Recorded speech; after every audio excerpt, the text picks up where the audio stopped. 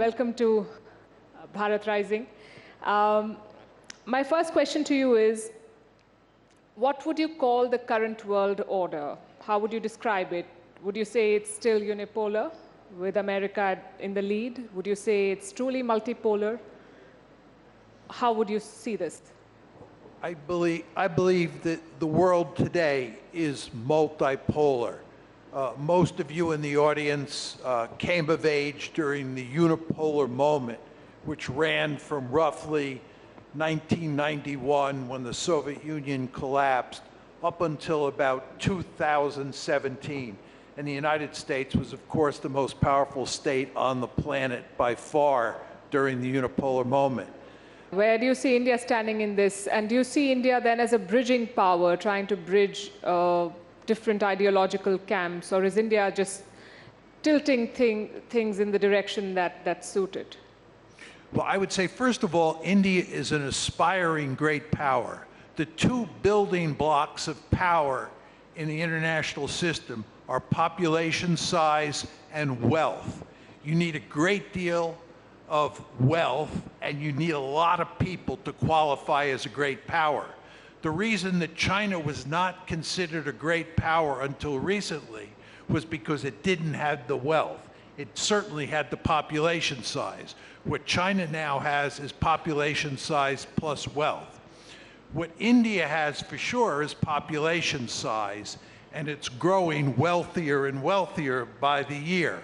But I think, according to most accounts, it has not yet reached the point where it qualifies as a great power. Nevertheless, there is no question that India is a major power, and it is, in a very important way, caught in between those three great powers. In the event of a conflict between India and China, do you think Russia will be forced to take a side? I think if there were a conflict between India and China, the Russians would do everything they could to sit on the fence and to not get committed. The Russians have no interest in having bad relations with either China or India. Do you think Ukraine will end up joining the NATO? No, I think politically that the Russians will go to great lengths to make sure Ukraine doesn't join NATO. And I think that the West will not bring a dysfunctional Ukraine into the alliance. So I think that it will not, Ukraine will not become part of NATO.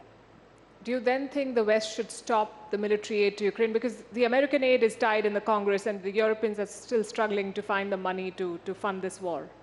Yes, this is a great question. I believe that it is best for Ukraine, and I want to underline that. I believe it is best for Ukraine to now end the war, to reach a settlement with the Russians. So I think it's imperative that Ukraine become a neutral state. And then the other thing is, I think it's very important that the United States cut off all assistance to Ukraine, and that the Europeans collectively provide aid, economic aid, not military aid, to Ukraine moving forward until it gets on its feet. Do you think that Xi Jinping is going to attack Taiwan in this decade? No, I don't think that Xi Jinping is going to attack Taiwan anytime soon. And there are a variety of reasons for that. One of the main reasons is that for him or for China to attack Taiwan, it has to cross a large body of water. And amphibious operations are among the most difficult military operations you can ask an army to perform.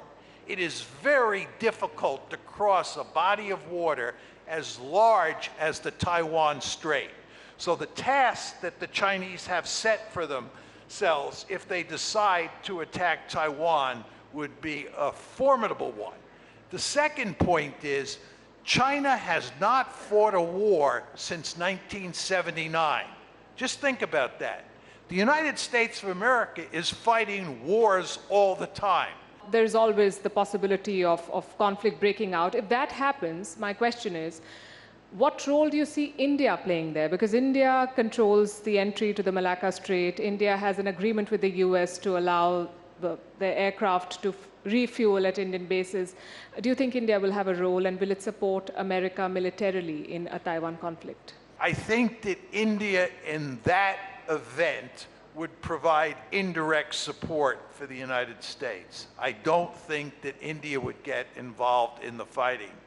I think if conflict broke out at a low level, the Americans would pretty much handle it by themselves, maybe with the Philippines by their side in the fight. You've said in the past that the US foolishly fed the economic rise of China. The US is now working very closely with India. Do you foresee a potential rivalry with India in the future?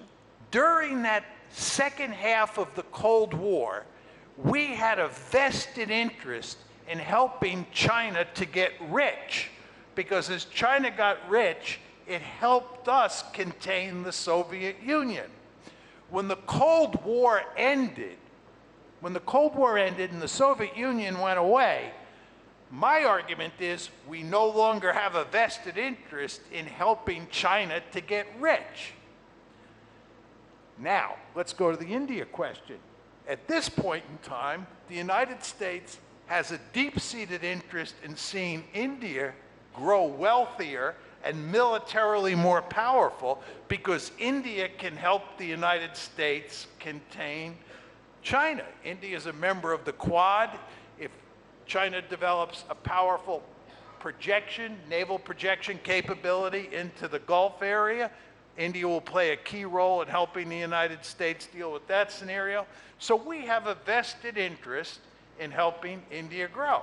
If, however, China at some point in the future goes the way of the Soviet Union, China breaks up, it's much weaker tomorrow than it is today, and India continues to grow more and more powerful, you can rest assured the United States will put its gun sights on India. You see the Gaza war ending. We know that you've criticized Israel's actions very strongly, which is also a contrast with how you see Palestine versus Ukraine. But how do you see the end to this conflict? I think the Gaza war, from Israel's point of view, is a disaster. There is virtually no chance that Israel is going to defeat Hamas. So they are going to have significant resistance from Hamas. They're stuck in Gaza, and world opinion, and this includes countries like India, which favor the two-state solution, and the United States, which favors the two-state solution, are going to put enormous pressure on Israel over time to move to a two-state solution, which Israel doesn't want to do. All of this is to say Israel is in real trouble.